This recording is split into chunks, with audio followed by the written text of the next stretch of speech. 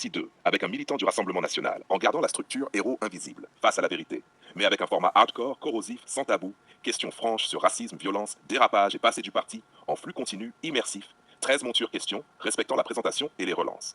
Héros invisible, face à la vérité, épisode 8, partie 2.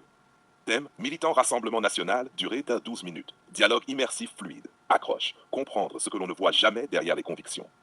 On entend souvent parler du Rassemblement national, de ses idées, de ses votes, mais rarement de ceux qui vivent le parti au quotidien.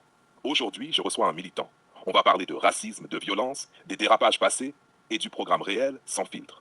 Merci d'être là. Qui êtes-vous quand personne ne vous regarde? Invité. Je suis militant depuis plusieurs années. Je crois aux valeurs que je défends, même si elles sont mal comprises. Le parti a été accusé de racisme, de violence. Est-ce justifié ou est-ce une vision déformée? On entend beaucoup de critiques. Certaines sont exagérées, d'autres sont le reflet de problèmes réels dans le passé, mais le parti évolue. Les dérapages du passé, comment les assumez-vous personnellement? Invité, on ne peut pas effacer le passé. Il faut le reconnaître, tirer des leçons et avancer. Certains parlent de violence, parfois physique ou verbale. Est-ce inscrit dans le programme réel ou est-ce une interprétation extérieure? La violence n'est jamais un programme officiel. Mais sur le terrain, certaines actions ou discours ont parfois dépassé les intentions. Peut-on qualifier ce parti de normal dans le paysage politique français? Ou est-ce un cas à part?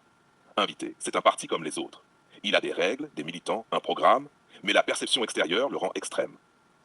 Sur le racisme, comment répondez-vous aux critiques selon lesquelles certaines positions sont discriminatoires? Il y a des nuances. Certains membres ont dépassé les limites, mais ce n'est pas l'idéologie globale.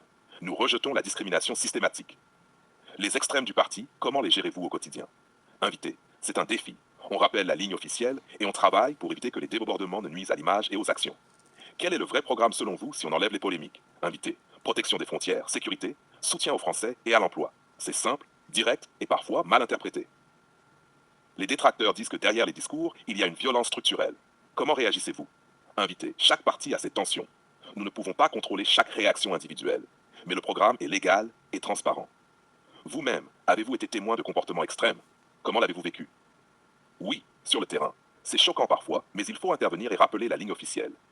Est-ce qu'il y a des limites que vous refusez de franchir personnellement? Oui, je ne cautionne ni la violence physique ni les propos racistes. Je milite pour des idées, pas pour des actions illégales. D'un point de vue philosophique, que représente pour vous votre engagement? C'est une manière de protéger ce que je considère comme un héritage culturel et social. Mais c'est aussi un combat intérieur contre les extrêmes. Merci pour votre franchise. Derrière les slogans et la polémique, il y a des individus, des choix et parfois des contradictions. Aujourd'hui, nous avons entendu la voix d'un militant sans filtre dans son quotidien. Merci à vous.